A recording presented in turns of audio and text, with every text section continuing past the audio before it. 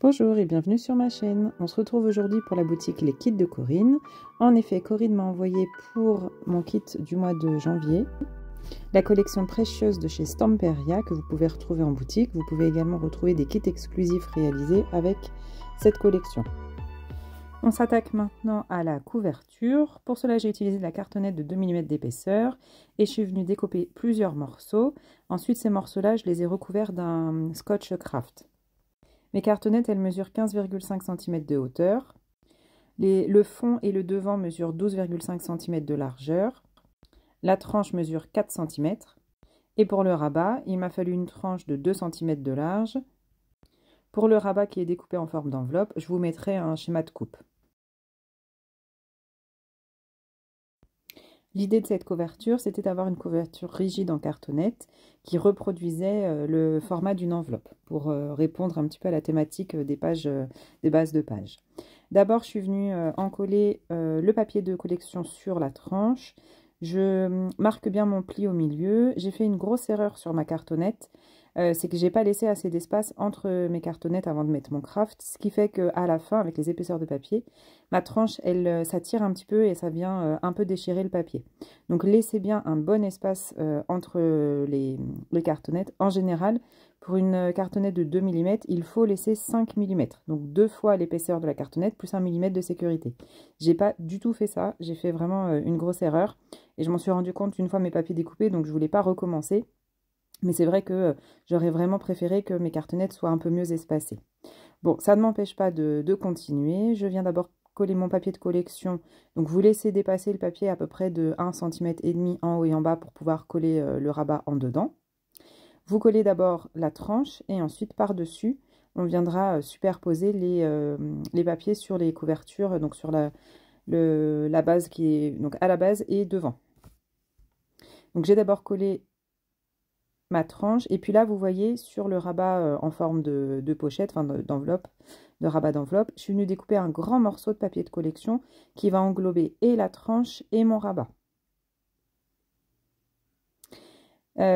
C'est pareil, j'ai pas utilisé de cardstock pour la base, je reste toujours dans mon idée d'utiliser que mon papier de collection et donc je suis venue comme ça varier les motifs, essayer que les motifs soient harmonieux les uns envers les autres, mais ce papier de collection est tellement beau et je trouve que les papiers vont très bien les uns avec les autres, ce qui fait que c'est vraiment pas difficile de choisir les papiers qu'il me faut. Pour celui-ci, j'ai fait dépasser en haut de 1,5 cm et en bas pareil. Et sur le côté, j'ai mesuré jusqu'à la pointe et j'ai pris 2 cm de sécurité pour pouvoir bien rabattre sur la pointe. Pareil, je marque les plis. J'ai tellement serré mes cartonnettes que je repérais plus mes plis. J'étais vraiment... ça m'a un peu agacée. Mais bon, tout était découpé, donc je ne pouvais pas recommencer. Mais c'est pas grave, je me suis dit qu'après tout, ça peut arriver de se tromper sur une couverture, d'avoir un papier qui déchire. On verra ensuite comment on pourra cacher les déchirures ou alors justement les mettre en valeur dans un esprit vintage. Pour l'instant, je ne sais pas trop. Donc regardez comment je rabats ma pointe. Je coupe en biseau à peu près à 2 mm de mon carton, pas jusqu'au bord. Je colle le papier qui est coupé et ensuite je vais venir découper mes angles comme on a l'habitude de faire et rabattre mon papier.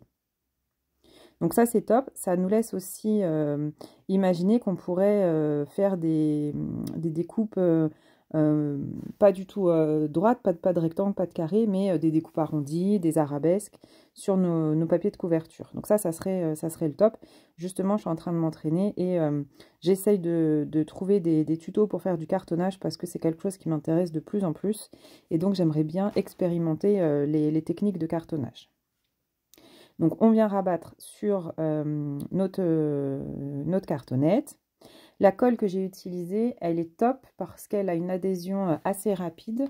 Donc c'est une colle, c'est la Art Glitter. Art Glitter, je ne connais pas la marque, ça vient des États-Unis. Elle est vraiment top, cette colle. Et vous pouvez acheter des recharges donc de à peu près 400 ou 500 ml, je crois, pour venir comme ça remplir vos bidons de colle.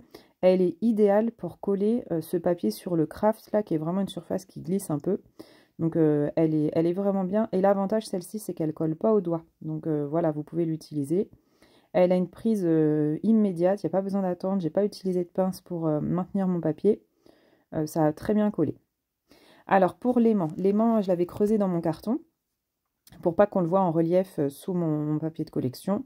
Le seul souci, c'est que les aimants que j'ai utilisés n'ont pas un très fort pouvoir adhésif, et donc j'ai été obligée de, par la suite, de remettre un aimant sur ma couverture, mais ça, vous le verrez à la fin.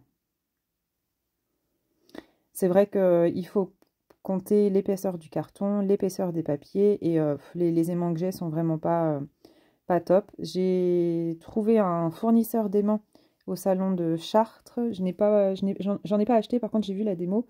J'essaierai de peut-être passer une commande et faire une revue par rapport aux aimants que j'ai trouvés. La dame m'a dit que c'était des aimants faits pour le cartonnage, donc normalement ça devrait aller pour nos couvertures d'album. Donc une fois qu'on a fait la tranche et puis le rabat, on vient coller nos papiers qui feront pas. Donc ce sera les papiers qui seront sur le devant et l'arrière de l'album. Donc là, vous découpez à la largeur moins 1 mm de chaque côté. Et vous laissez dépasser en haut et en bas de 1,5 cm. Et comme ça, on va pouvoir rabattre sur l'intérieur. Donc là, c'est facile. Normalement, les deux papiers font les mêmes dimensions. Donc ça, c'est des techniques que vous connaissez. Je décide d'en coller d'abord les deux bords, donc les deux plus petits côtés, là, ceux qui sont l'un en face de l'autre, et ensuite je viendrai rabattre le plus grand côté. Donc vous voyez, la colle, elle tient immédiatement, j'ai pas besoin de pince, c'est top. Donc ça, c'est vraiment ma colle que je vais me garder pour en coller mes couvertures à la cartonnette. Elle est vraiment bien. Ce papier de collection, il est absolument magnifique. Il a un esprit vraiment vintage, on dirait une vieille tapisserie, je l'adore. Et l'esprit général de l'album, c'était vraiment un esprit junk. Donc ça ne m'a pas gêné de superposer mes papiers comme ça, sans mettre de cardstock entre deux. C'était vraiment l'idée générale de cet album, de n'utiliser que mes papiers de collection. Donc je décide d'ancrer les bords haut et bas de la tranche intérieure, pas les côtés, puisque par-dessus, je vais venir recoller un papier de collection en superposition. Et ensuite, je viendrai également ancrer le bord de ma cartonnette pour cet esprit un peu vieilli. Donc toujours avec ma même encre de chez Stampin' Up, c'est la Brune Dune. Donc là, pareil pour les tranches intérieures. Donc cette fois-ci, vous mesurez la hauteur de vos cartonnettes, elles font 15,5. Donc j'ai coupé à peu près une hauteur de 15 cm pour laisser un bord, donc 2 mm en haut et en bas au niveau des bords. Et là, pareil, je viens marquer l'intérieur, là, au niveau de la tranche. Et comme elles ne sont pas assez espacées, eh bien, je galère. Je finis quand même par réussir. Mais c'est un peu juste.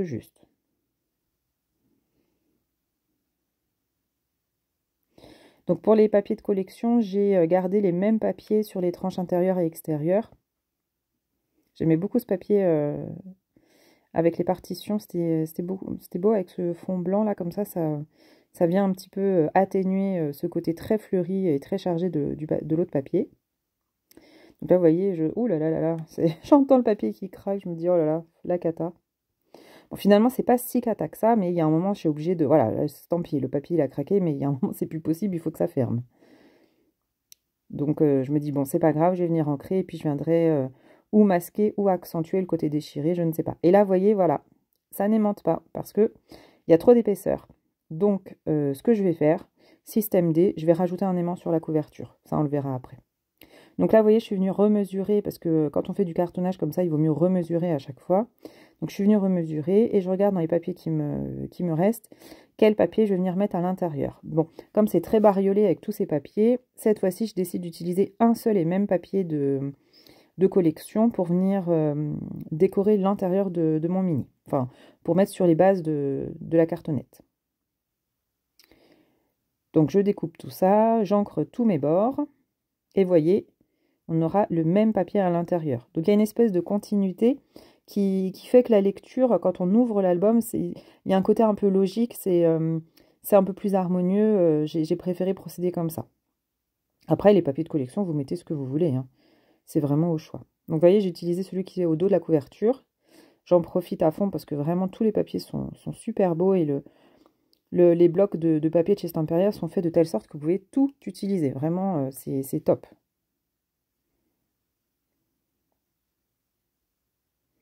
Donc, on continue de coller avec notre super colle. Vous voyez, j'ai laissé que 1 mm, même pas 2 mm de chaque côté.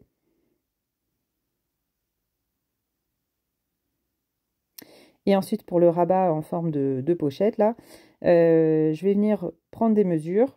Donc là, j'essaye de tenir avec ma pince. Mais ça n'aimante pas, ça fonctionne pas. Donc là, vous voyez, je prends les mesures en haut, voilà, à peu près à 3-4 mm de la pointe. En bas, je fais pareil, et là, je me repère au milieu. Je vais venir relier mes points, découper au ciseau. Et normalement, ça doit fonctionner. Ça vous laisse un petit matage avec le papier d'en dessous. Vous venez mettre de l'encre tout autour, et normalement, voilà, ça passe.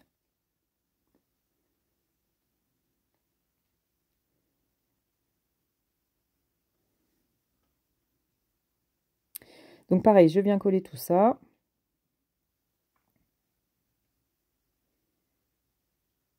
Le fait d'avoir creusé la cartonnette pour mettre notre aimant dedans ne nous laisse pas de double épaisseur au niveau de l'aimant. Donc ça, c'est pas mal par contre.